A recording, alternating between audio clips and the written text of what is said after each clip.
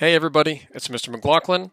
You already know things are going to be a little bit different this year, so here I am at my house, and I thought I would give you guys a little peek into some of the things that made me want to become a game designer when I was growing up. So yeah, this stuff is mostly from the 80s and 90s, but it's the kind of stuff that made me really passionate about games, and it's a big part of why I'm here now. But the real reason I'm here is to try to give you guys an idea of how game design is going to work for the next 9 weeks. So let's jump in and take a look. In 9th grade, we'll be creating 2D games and animations, and that means learning how to code. Now, the code that we write isn't going to look like what you might expect from watching a hacker movie or something like that. You're not going to be typing out every line or every letter by hand. What you will be doing is snapping together blocks that consist of ideas that you can combine to make the game on screen respond exactly how you want. And while Snap does have some limitations, it can become very complex, and there's a lot of things that we can pull off with it. So let's take just a quick look at some really good examples of Snap games.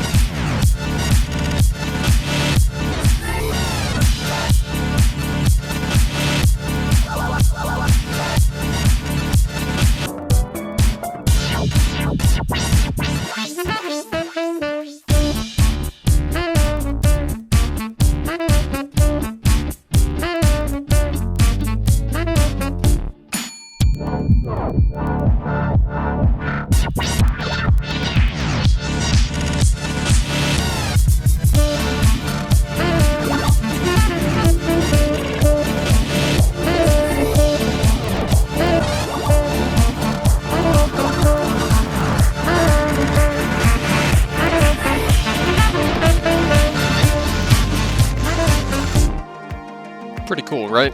But now let's take a step back and look at the steps we're actually going to take to go from beginners to coders that can make their own games. The steps you need to take are organized into what we call a grid. You can find this grid in Schoology, and I'm going to briefly review each level of the grid right now. At level 1, we'll be starting with some of the key vocabulary and concepts that developers need to start communicating and working together, and we'll also start experimenting with our software Snap. At level 2, we continue in Snap, working on some fundamental coding techniques and starting to learn how to animate inside of Snap. At level 3, we'll start thinking about and planning for our final project, and we'll take the very first steps into getting that project started. At level 4 is where you will be given time to further develop and polish your final project. I'll still be supporting you by answering questions and giving you pointers along the way. If you make it to level 5 by the end of the quarter with time to spare, that means you've earned the opportunity to experiment. You can choose to push your animation further with new code or artwork, or you may choose to start your own side project in Snap. Keep in mind, you can find this grid in the introduction folder in your course in Schoology. In that same folder, you'll also find the syllabus for this course, which you're going to take a quick look at right now. So we've already talked a bit about our big goal, but keep in mind there's a second goal, which is to look inward and really discover which parts of game design speak to you and how they can be helpful to you in the near future.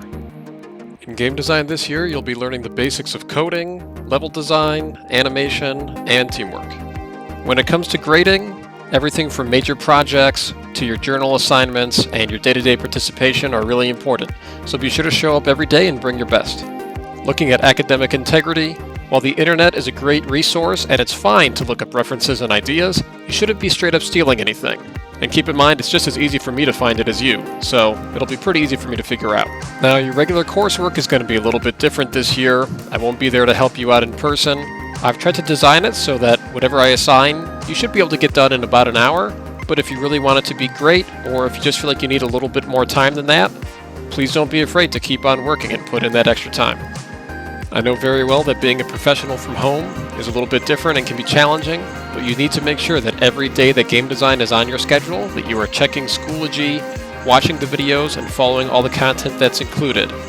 Please be respectful in the discussion boards, give everything your all, and just generally be responsible. If you do all of those things, you'll probably be looking at a great grade this semester. Alright, I'm done talking at you. Just remember, if you need to see any of these documents, they're right there in your introduction folder in Schoology.